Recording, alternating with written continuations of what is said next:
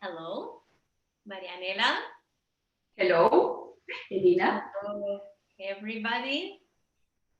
Well, it's a great pleasure having you here, cook for Arbitration Kitchen, for the Russian Arbitration Association. Everybody, please welcome. We have Marianella Ventura Silva, Secretary General of the Arbitration Center of Lima Chamber of Commerce. Thank you, Marianella, for accepting this unique challenge. Thank you, Elina, and thank you to the Russian Arbitration Association for this invitation. Which I truly delighted, because I thought that it was really a funny idea and different to what we're used to doing in arbitration. Yes, indeed. Yes. Well, crises are often opportunities as well. So it's a great opportunity. It was a great opportunity to invent this new way of promoting arbitration. So please tell us about the dish you are going to prepare. Causa. What is it? What does it mean? What does it stay for?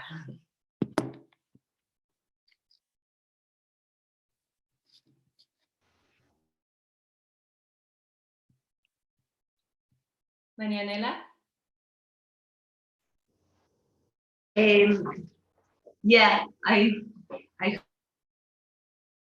heard the question just partly. So about the dish that I will prepare? Yes. Okay, perfectly. So today I will prepare una causa peruana or limeña, a Peruvian cause. It's a very typical dish. It's a dish that is basically or mainly for summer or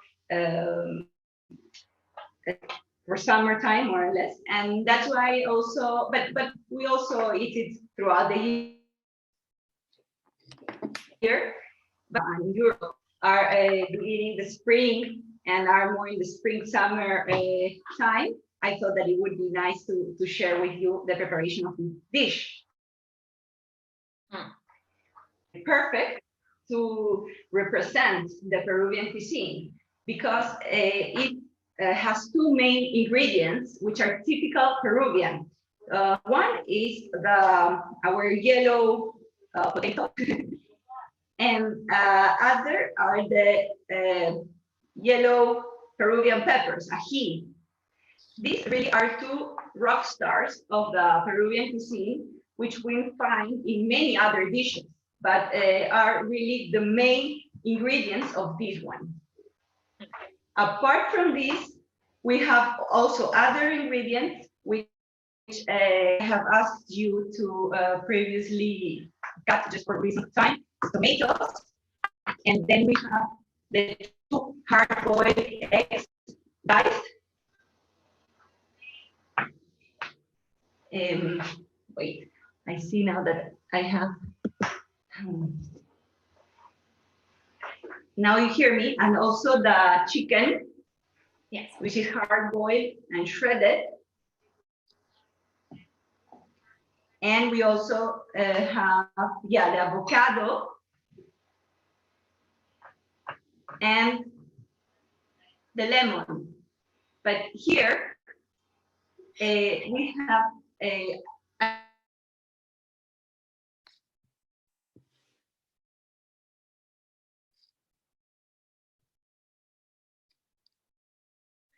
we're experiencing some problems with Marianella's connection, apparently. Another. Okay.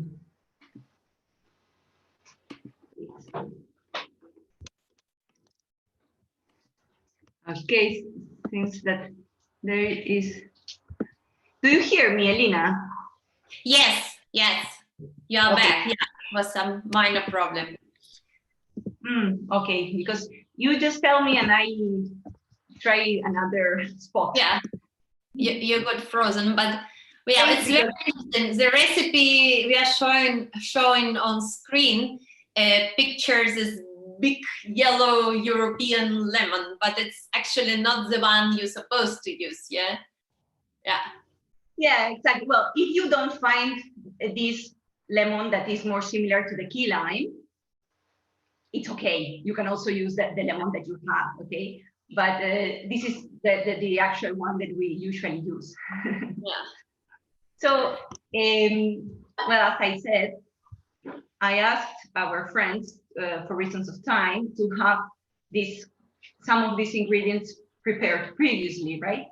And now we will finish to prepare them and then assemble the dish. Okay. You want me to proceed now, or we? If you could go ahead, and meanwhile, I have a couple of questions for you. Perhaps at first, a couple of general questions about Peruvian cuisine, which is amazing, and I'm not so sure our Russian friends, at least, do know how excellent and outstanding Peruvian cuisine is. I have here a book, which is, I love it, The Art of Peruvian Cuisine. It's really so fine and has different origins. Could you tell us about what are the origins of the Peruvian cuisine? Sure. Well, I think that the origins of the Peruvian cuisine is really a mixture, okay? Because in Peru, in general, and Peruvians, we are a mixture of races, of cultures. We have the typical indigenous populations, communities deriving from the Incas, but we also have had in the past centuries many immigrants coming from Europe, coming from Asia, and even from Africa. And that's why we really have a mix of races, despite one might not know, but it is so. You can find in Peru people that look so differently one to the other, and we are all 100% Peruvian. And so all these people coming with their different cultures, with different ingredients, put this on the mixture of our ingredients and of our cuisine. For example, the Spanish, they brought to Peru some meat and also the tomatoes. We already had here, native from Peru, the potatoes.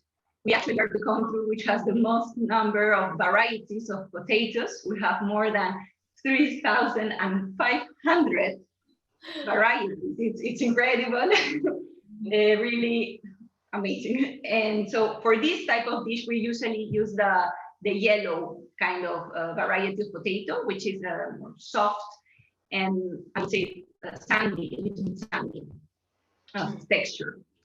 And yeah, so I believe that this mix of ingredients of different cultures creates what is the fusion, which is a typical characteristic of our cuisine, but it's not a characteristic that is really modern. The cuisine has been like this, a fusion for many centuries now and years. So yeah, I would say that this is the key, but of course with the main ingredients like the pepper and the potatoes. Also, I have to say that the dishes vary according to the region, geographical region of Peru, where you are. Okay, in Peru we have 3 geographical regions, very different. We have the coast, we have sandy desert for 3,000 kilometers next to the Pacific Ocean. So in the coast, like where Lima is, we have many dishes that are made of fish and other seafood. Then we have the mountains, the Andes, of course. And from there, it's more typical, the tubers, like potatoes or quinoa. And then also we have the Amazonic jungle. And then there, for example, you have more dishes that mix also the fruits and also with the fish, but from the river, like paiche. So it's very, you have really a big variety of dishes and of cultures Yeah, also we have, for example, our Chinese type of Peruvian food, because we also have a community of Chino Peruvians. So yeah, it's really amazing, and you can try a different dish many days. Yes, it's true. And where did you get this recipe from? The recipe of causa limeña? Okay, well, causa, I have to say that it's really like a basic, okay? In every Peruvian house, you eat causa. And as I said, the main ingredients are the potato and the yellow Peruvian pepper. But it's kind of like in arbitration that you have like two main ingredients, party autonomy and right to be heard.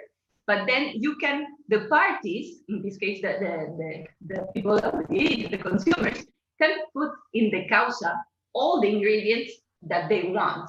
Okay, so I have decided for this exercise to prepare and to show you how to prepare the basic one, which is with chicken, which is shredded chicken. But you can also put it with tuna, with crab, with infinite type. So in this particular case, I went to the master chef of Peru, which is Gaston Acurio, and look a little bit of the recipe that he had, and okay, compare it to the one that we had, that we use it at home, and said, okay, I will do this, and I will show you from the best. Amazing. So we are really lucky. We are watching you cook a recipe from the best well-known chef. From Taught for me, but the recipe from the best. Please go ahead, start cooking, and I will add some questions. Hope not to interrupt your process. Okay, thank you. So I would say that the first thing that I ask you, and it's very important, is like here we have the yellow tomato. These tomatoes have been, potatoes have been boiled for about 15 minutes, and 15 to 20 minutes, and then we peel them. After that, we put them in this bowl, and I will have to finish this, to mash them. And it's important to do it while the potatoes are still warm. Okay, so please. And if we don't get yellow potatoes, could we add a pinch of curcuma, for example, to improve the color? Would you recommend it, or would it alter the taste unnecessary? No, I wouldn't, because at the end to this, we will also add the pepper, the yellow pepper sauce, and this gives it more color. So I think that the most important is that it's a soft potato. Mm-hmm. So it's important, this part of the pressing. Mm-hmm. Exercise at home. It's also helpful to do some sports. Yeah, and it's also important to mash them sometimes. So if you can mash them, the potatoes, a couple of times, it's even better, because the texture gets more like thin, I don't know, more soft. What beverage do you suggest to drink with causa limeña? When it's ready. Yeah, exactly. Well, I am a wine lover. I am a totally wine lover, especially white wine. So, well, of course, you have many good wines there. In Europe, you can have Sauvignon Blanc. You can also have Albarino, which is from Spain, which is really, really good. So that I would be actually drinking in this moment, but I am not, because I am pregnant. I am waiting for another baby girl to join in October. So it's not wise to drink now. Congratulations, such a wonderful news. Thank you. Marianella. Thank you, Elina. But also, I have to mention that our typical cocktail, which is kind of strong, so I wouldn't drink it during lunchtime, but many people do. It's called pisco sour. That is the typical Peruvian cocktail. Yeah, so I'm going to type it in our. Yes, also I can show you to prepare pisco sour another time. Yeah. So when we have the potatoes mashed, I think here we have a little part, but basically it's done. And while you're on it, could you please tell us a bit more about yourself? You have a fascinating life story. You lived in Italy for what, 16 years? Yeah. And returned to Peru. Please tell us in more details. Yeah, I have gone back and forward, let's say, because we can keep doing like this, okay, to the dough. So I was born in Peru and I lived here until I was 5 years old. And then, well, because of personal, familiar circumstances, I moved, of course, with my family to live to Italy, to Turin specifically, when I was 5, and I lived there. I did elementary school in Italy from the age of 5 until 10, more or less, or 10, 11. And then we moved back to Peru with my family. So here I did high school and again left for Italy when I was 18. So in Italy, I studied university in Pavia, which is a university city in the north. And then, well, I worked in a couple of law firms, always in the litigation and arbitration department in Milan. That was a great professional experience to begin with. After that, I went for 10 months to Stockholm.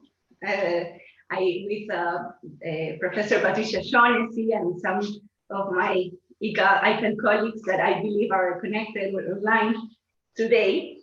And I did a master's of international commercial arbitration law.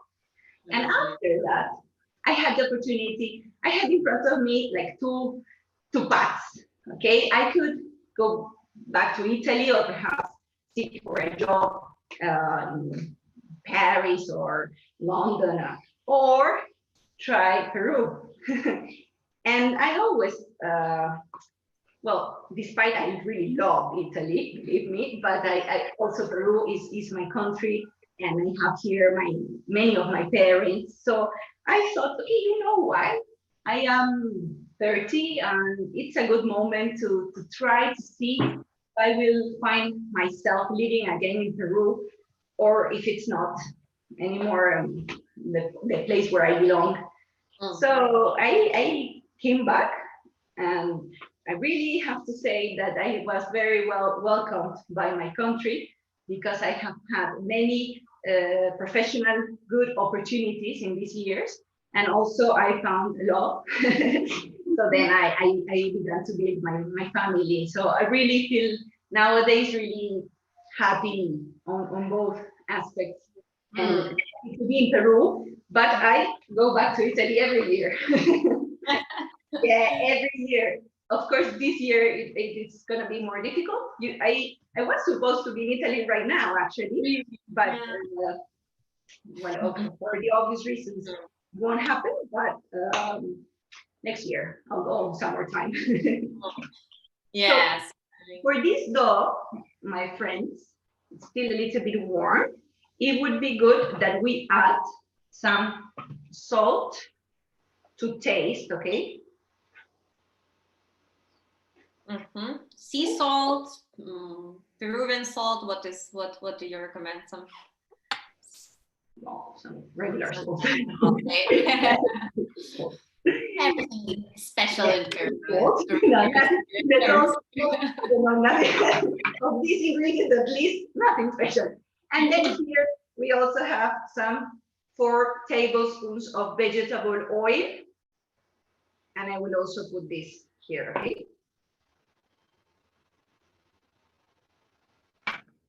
And then we keep with the dough like this. So it will come together. It will begin to form more like a dough. You have to do this with patience and love. We can problems. Elina, do you hear me? Go down. No.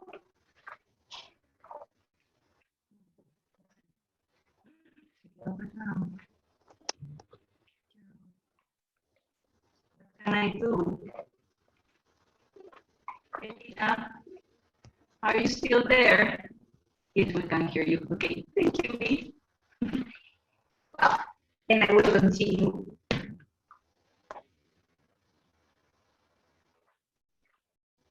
When you have the dough that looks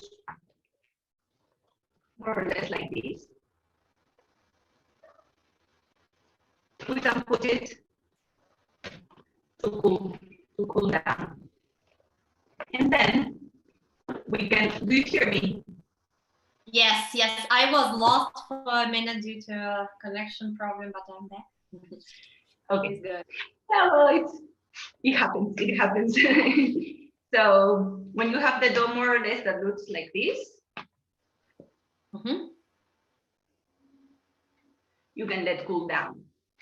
And then we have to begin with the preparation of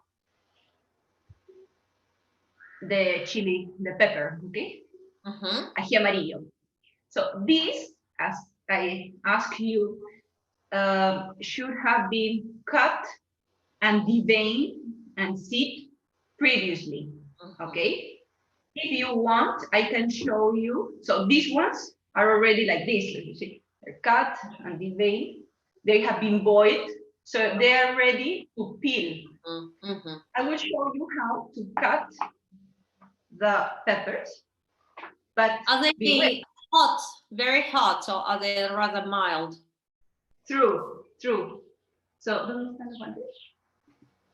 okay, it's better if you, I don't find my gloves, but I will use this, which is a paper, because it's better not to touch the peppers directly, because you can really, it's hot. So you have them here. And then you can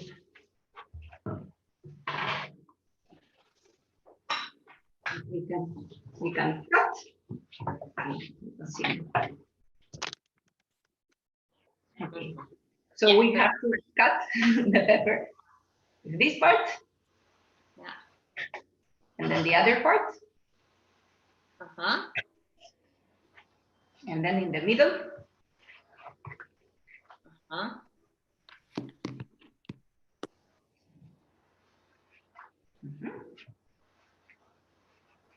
And then you take it. Full boiling them, right? Yeah, this is how we do it before boiling. Yeah. So if you want a little bit spicy, or the more spicy you want it, you leave the more of the seeds. Yeah, perfect. Like my husband loves spicy, he would leave many of them, but I would rather take them off. Okay. It depends actually on you. So like this, you cut and you devein and you deseed. So when you do this with more or less the temperatures, you put them to boil for 10-15 minutes, and then that's done. When you have them boiled, you have them like in here, and then we have to peel them. Okay. I have now my gloves. Very professional. Yeah. Or my assistant in the kitchen help me. because I forgot to put them before. Well, you're doing it. I want to share with our guests some of your pictures, some of the pictures of you enjoying your hobbies. I asked you to share them with me, and that's what I got. So apparently traveling is one of your hobbies. Yes, yeah, sure. Like I will go on feeling like this, like I'm showing you, and you can show, you see, friends, like feeling.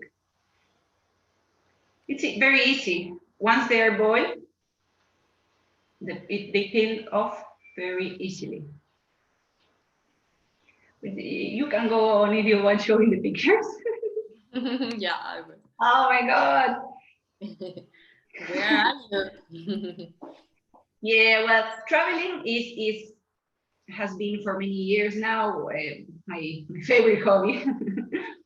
I really have had the opportunity to travel a lot. This, for example, was in Cambodia, to a trip that this was in Angkor Thom.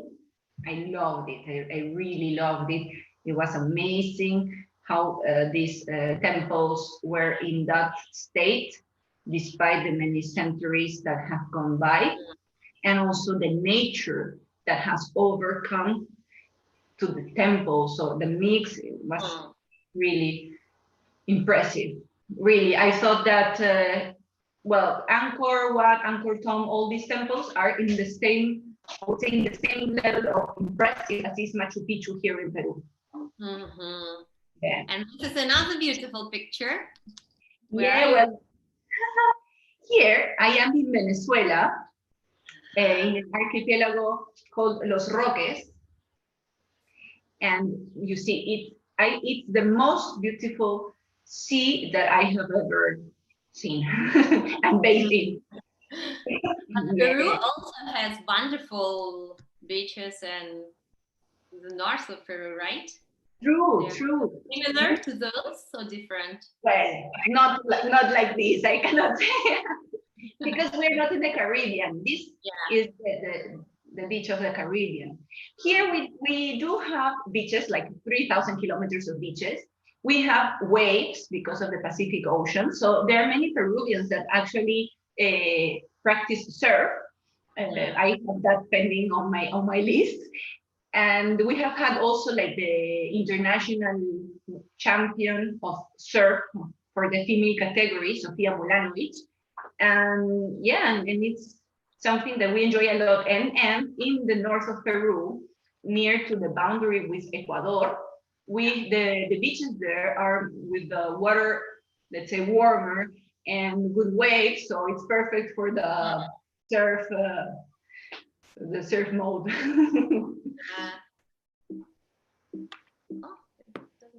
So when here that now where are you? Here was very beautiful. This was in Thailand. This was near PPI and this area. We went snorkeling. Also, I love snorkeling when I travel to these beautiful beaches. Yeah, in the best company of my husband. And here, another member of your family, I guess. Yeah. Well, this is Macarena, and this is my new hobby. Let's say now, since 1 year and 5 months ago that Macarena was born, my hobbies, especially the ones that involve traveling far away, have changed. So now I'm more in the mode of going to the park and playing with my kids. This is a picture of some months ago. Now she's walking and running. Perhaps she might have an appearance in any moment.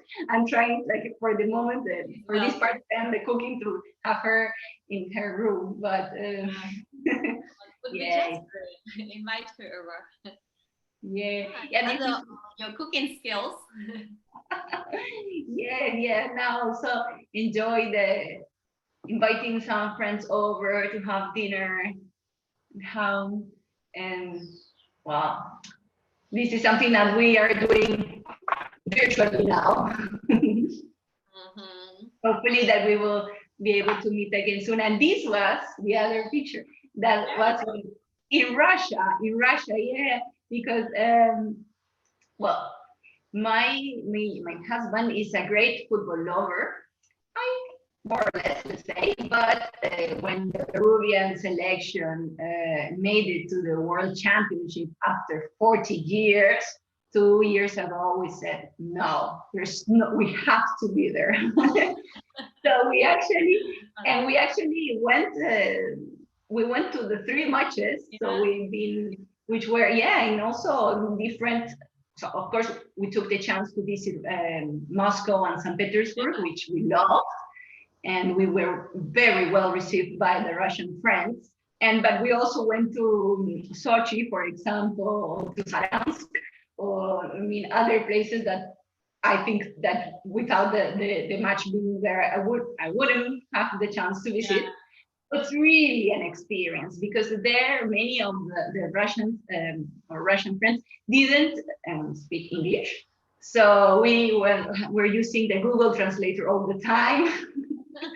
So we were like the communication was really funny, but really with the we as Peruvians and we have discussed this also with other friends that went felt really very well welcomed by the Russians. Really, So it was a funny experience, and this of course is in Rome.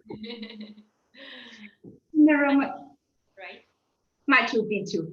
Machu Picchu, which you people from Russia and all over the world have to come to visit. I highly recommend it, because it is really worth the trip. It's amazing how the state of this citadel of this, let's say, small town built by the Inca centuries ago, and they're preserved, and everything had a reason.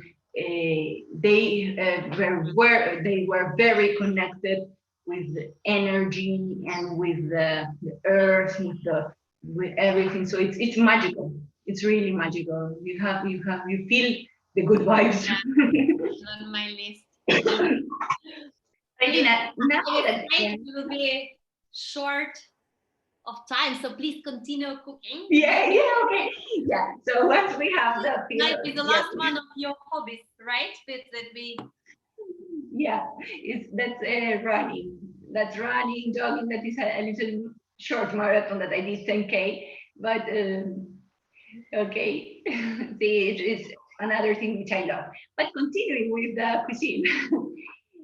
So when we have all the peppers peeled, then we're really to make the sauce, red sauce, which we will use the blender for this, okay? Mm-hmm. So we put the chilies. I will also recommend to put a little bit of water.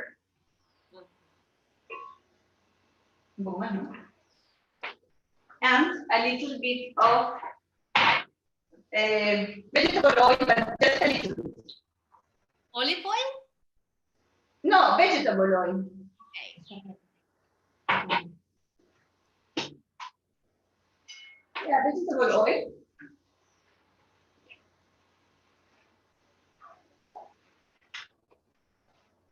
Mm-hmm. We can see you well. So. Perfect. Now it's going to make some noise. It's not going to be long. I will use the blender beginning with the lower level, and progressively I will go to higher.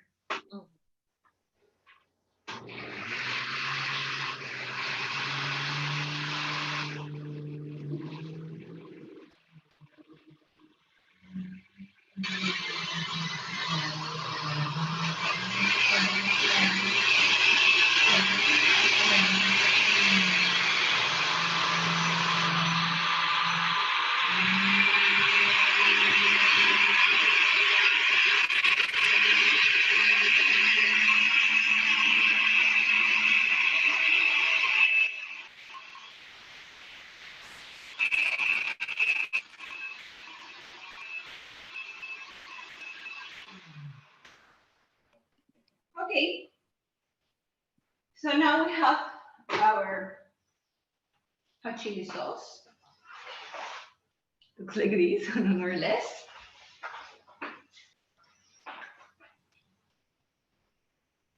Okay, so, okay, we will have to use 3/4 of a cup of the sauce that we prepared. In the meanwhile, I shared the information on the arbitration center of the Lima Chamber of Commerce. So yeah, about you, 26 years of experience and the current case law, because we've used already half of our time. So I would like us to go through the statistics you kindly shared with us. sure. While you're ensembling la causa. Yeah.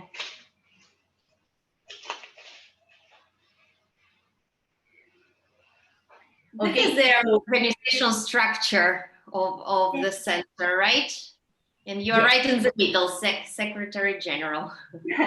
Yeah, well, the Arbitration Center, it's a unit of the Lima Chamber of Commerce.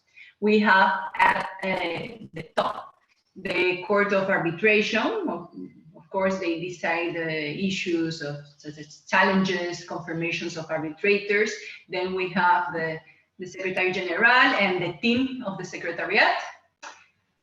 We really have more than 800 cases ongoing. That is why we really have a really numerous number of staff. We have 18 secretary generals, like case managers. We have the head of administration with administrative assistants and also head of marketing. So yeah, I'm also in my work, the secretary general and undersecretary general help me with the day-to-day cases. So, and apart from that, we see that the history, right? I think the next slide shows that the history of the case filings has been always in growth. We reached 830 cases in 2019, new cases, which was a record. Yeah. There's a lot of work or arbitration going in Peru. When did you join the center? Yeah, I joined in August 2019, actually. I have worked previously in the center when I told you that I came back to live in Peru. So my first work experience was in the center as a case manager. I worked there for more or less a year and a half. Yeah. Then I came back in August 2019, and it's quite a challenge. Yeah. I'm very sorry to keep pushing you, but please continue cooking as well. Yeah. Okay, it's good, it's good. So the dough now it's cold, and it's the moment when we put the lemon,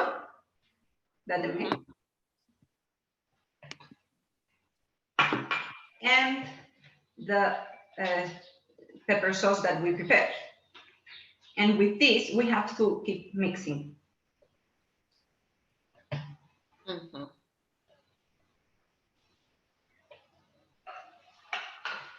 Okay.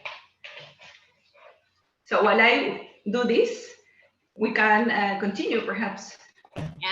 Yeah, for example, I was wondering whether your arbitration rules do have a source of inspiration. Are they more UNCITRAL alike, or perhaps? Yeah. Well, the rules have been revised in 2017. We have a set of ordinary rules. We also have expedite arbitration, emergency arbitration, a code of ethics, and statutes.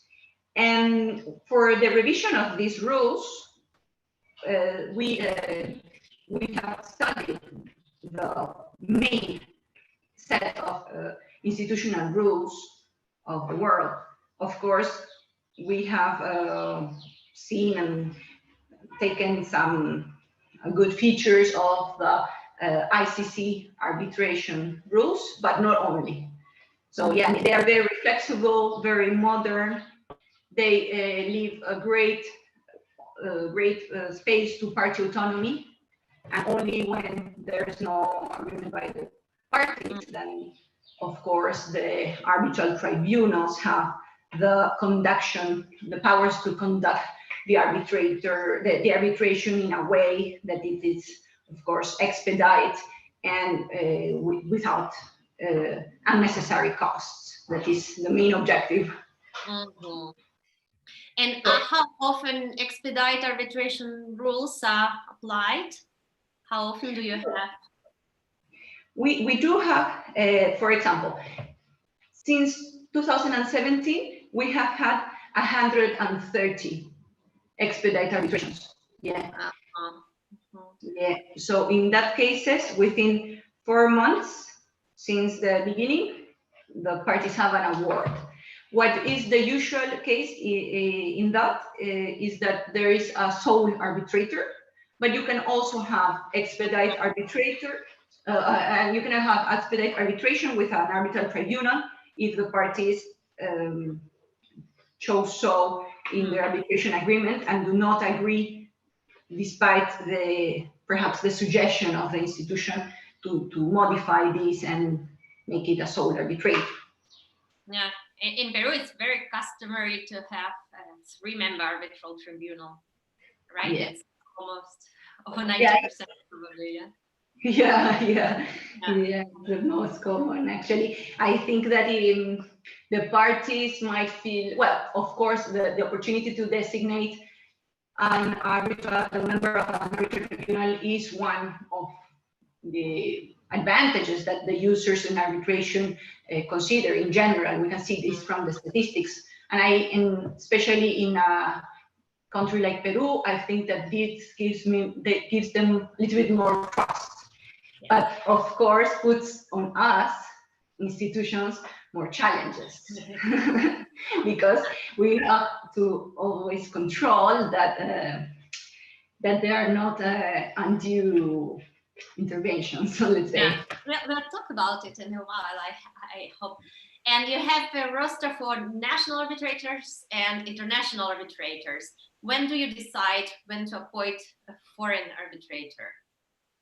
Yeah, well, the court appoints foreign arbitrators always, or many times when there are international cases, but not only in that cases. Also because depending of the case, on the issue, the matter that will be subject of the arbitration, the court also appoints foreign arbitrators. We've been, I believe, the first institutional arbitration here in Peru to have a list of foreign arbitrators. We really like the foreign arbitrators because we believe that also this might help to raise the standard of the arbitral awards and of the practices. We here in Peru have a special issue about the practices of arbitration, because despite we arbitrate a lot, unfortunately, some practices that come from the judiciary have been adopted in the past years by arbitrators, by local arbitrators. So that is actually what one of our focuses at work is, introducing the best practices of international arbitration to the local arbitration. Yeah, Peru is very interesting in that regard, because Peru has once mandatory arbitration for the public sector, which has allowed tremendous growth of the number of arbitrations, right? And second follows the so-called monistic approach. So that's why it's no problem at all for foreign arbitrators to sit in national cases. Well, in comparison to Chile, where it is not the case, for example. Yeah. In the meanwhile, what I'm doing, Elina, is I'm putting the mayonnaise in the shredded chicken. So I will mix this, and with this, I believe that we have all the ingredients ready to begin the setup, the preparation of the causa. Perfect. Perfect. And meanwhile, I could share another image showing the the general view of parties. Just a second, I'm struggling with the presentation. Yeah, here.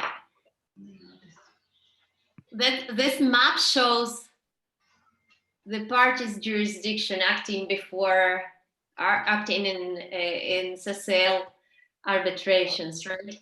Yeah, we have had also, well, of course, the main number of parties are from Peru, or, well, we also have from Latin America. We will have also had from other parts of the world, unfortunately.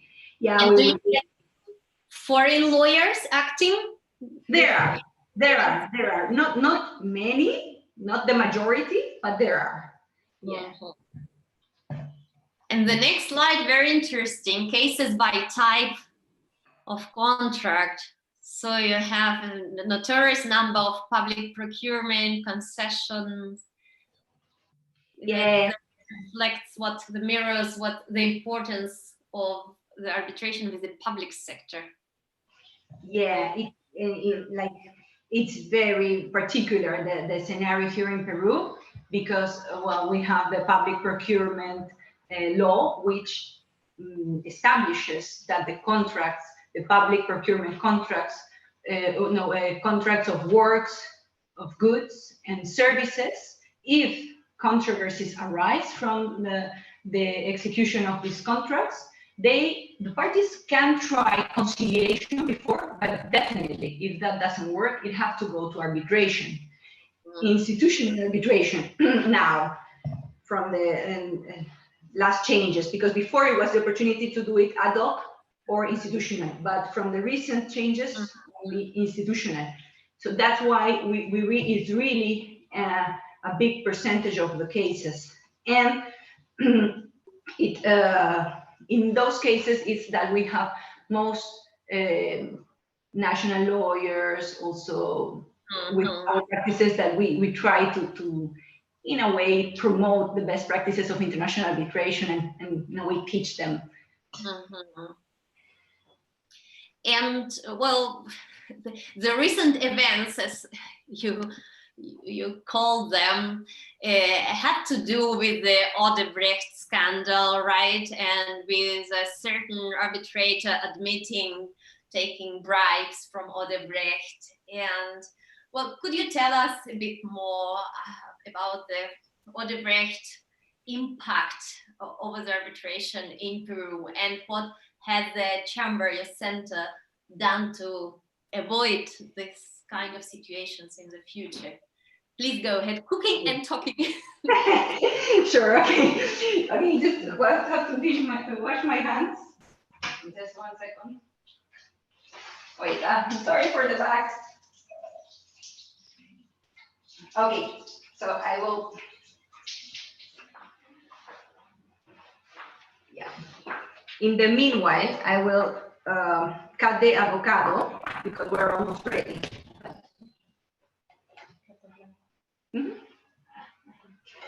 So about Odebrecht.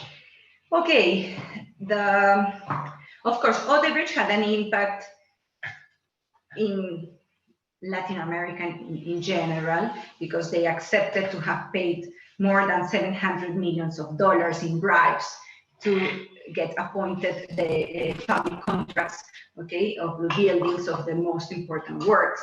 And with respect to Peru, they admitted to have paid bribes for more than $30 million in general, not only in arbitration, but in general to members of the government.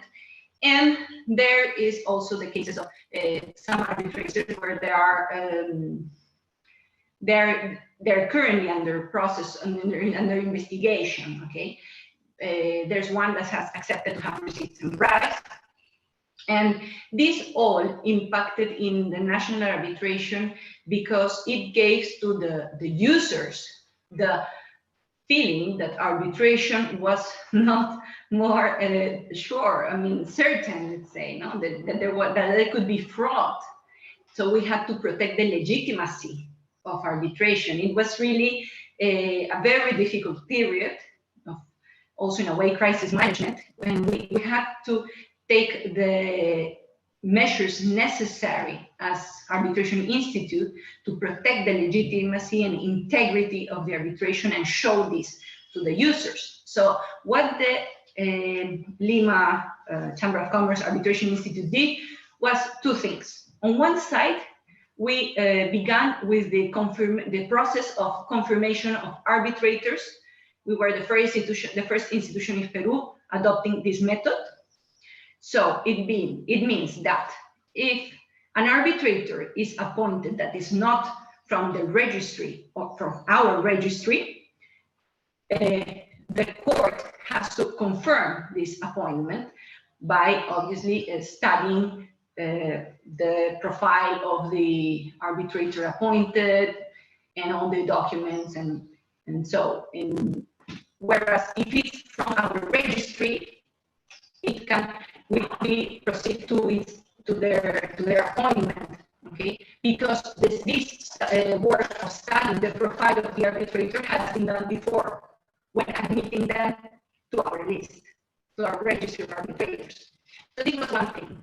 And the other thing is in 2019, we launched an electronic platform. Marianella, the sound is interrupting slightly. I don't know whether you can do something. And meanwhile, I'm going to share the image of your platform. It's so interesting. Exactly.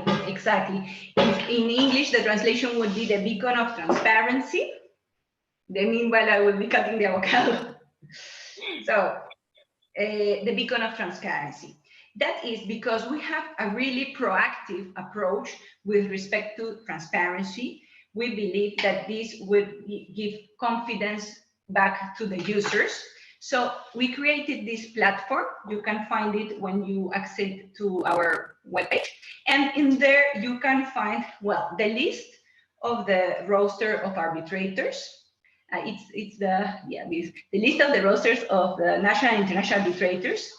Then we have in the section arbitral tribunals, the users can see and put there the name of an arbitrator, and they can see the list of the cases that arbitrator has ongoing, and with which other arbitrators that arbitrator is currently arbitrating in other cases, and also by which law firms he has been appointed.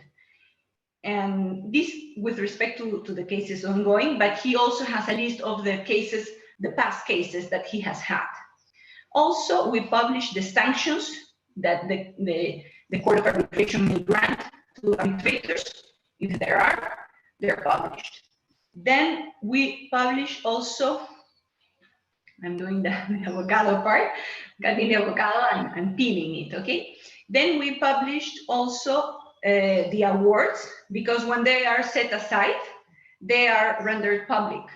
So we publish the award and the judgment, the court judgment that's set aside, so that the users might see the reasons and know which were the arbitrators that rendered those awards for their consideration. You can also only publish the awards after it becomes public through their ordinary courts, right? You don't publish the entire award. Now, do you publish summaries of the awards? Exactly, because Article 51 of the Arbitration Peruvian Act establishes confidentiality of arbitration, including, of course, the award. So we cannot publish the complete award. With the exception of the public sector, right? With the exception of the public sector. So with respect to the private, what we're publishing is summaries anonymized. So it's a hard word, but we render them like taking out the names and the reference to special circumstances that would make people detect which case we're talking about. And when it's with respect, one of the parties is a state entity, in this case, the law allows us to publish these awards. Because of course, in this kind of arbitrations, there's a public interest. So in that case, we publish completely the award So yeah, so these are the two measures, let's say that. You've told me you have had 45 awards set aside, fully or partially. It's the entire history of the center? In the entire history of the center. It's a very good record that we are proud of course. Yeah. So now what I am doing is I'm cutting the avocado in thin slices. This has to be done at the last moment before beginning the preparation, because if you leave the avocado cut and peeled for some minutes, it can turn dark, black. So it's better to do it just immediately before the preparation. And the last statistic I wanted to share with you, well, you actually was kind enough to share with the audience, relates to the gender question. What is the percentage of female arbitrators acting before the CCL? And now we can see. Here, do we have the total percentage, or do we have just the distribution of the origin of the appointments? Yeah, it's the origin of the appointments. Yeah. I mean, here we say that from the arbitrators, which are females in the cases of 2019, in 53% of the cases, they were appointed by the court.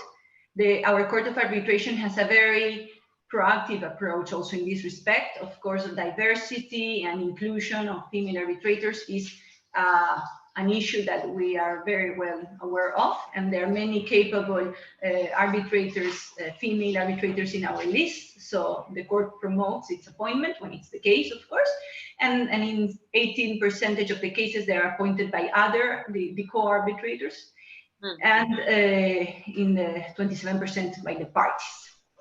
Okay, so now if you want, we can begin with the actual ensembling of the causa. Okay, we're done. So I have a mold. This mold, I have put a little bit of vegetable oil, a little bit of grease, okay, around it. So when I take off, the causa stays there. But when you are cooking at home, you can use any pirex, for example, like this, or square type, and square type actually would be better, so you can cut the part, like a lasagna, like this, let's say. Okay. The question in the chat, do you know what the percentage of international cases you have? What is the percentage of the cases that could be deemed international? Well, I don't have the statistics, but let's say 10-15%, let's say. Yeah, it's mainly domestic, but that would be international, let's say 10. But there are also cases, for example, of national cases, but which are subsidiaries of international company also. Now what I am doing is I'm putting a first part of the potato dough. So this is like the first layer.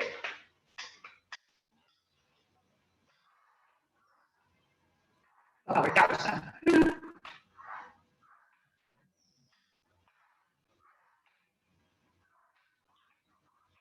After this, we proceed with the avocado, which we cut. But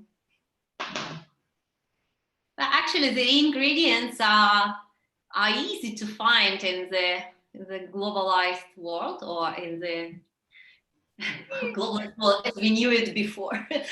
but it's quite easy to.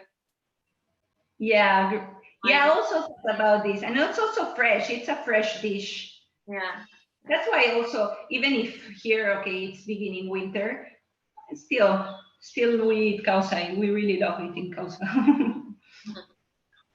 Okay, so now what I'm doing is I'm placing the avocados. Okay. After the avocados, it's the turn of the tomatoes. But actually, this is also very free. I mean, this is how I do it, but you can also put it in another order, right? Another order. Yeah, another order. This is the one that I usually follow. But do it in another order. Okay, so after this, it's the turn of the chicken. Chicken that has been previously mixed with mayonnaise. And been in a strict confinement for how long now? Oh my God, it's day 69 today. And well, this Friday, the president of Peru told us that we will be in confinement other more 30 days until the end of June. Because and despite the government took the confinement measures pretty quickly, but here in Peru, it's a very difficult situation. So we are not actually in the peak now still. So after I have put the chicken, I will put some of the diced hard-boiled eggs. Okay. And after that, started working remotely. Yeah, that is my team. Yeah, they're great. Yeah, really, what we're doing is like everyone, we have adapted ourselves and working remotely to give our users information and all the relevant. Okay, so now we have the top part, which is again potato.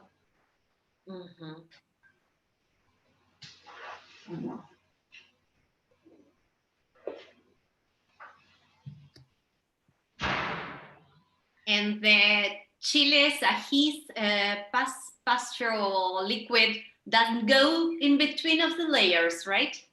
No, because it's already in the dough. Yeah, and you don't add it anywhere anymore. Yeah, okay. Yeah, the dough is already a little bit spicy. So like this. And you press lightly over the dough, right? Yes, you have to press. Some more.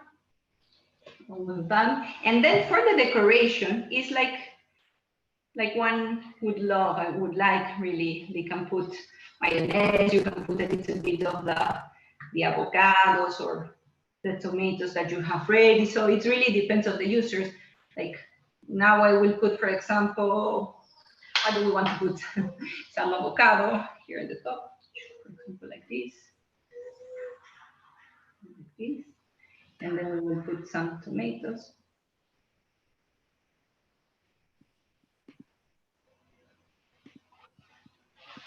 Yeah, we are close. And now we're done. We're basically done. Yeah, basically the same as promised, right? 1, 2, 3. Ta-da! So we have our amazing. Very good. It's perfect, and it's absolutely well as a conga studio would have done. Would have made it. Yeah. You can. It depends on the users. You can put, like I said, the salt is according to the one's taste, let's say, yeah. And some people that like it more salty, after putting the avocado, they also put salt again.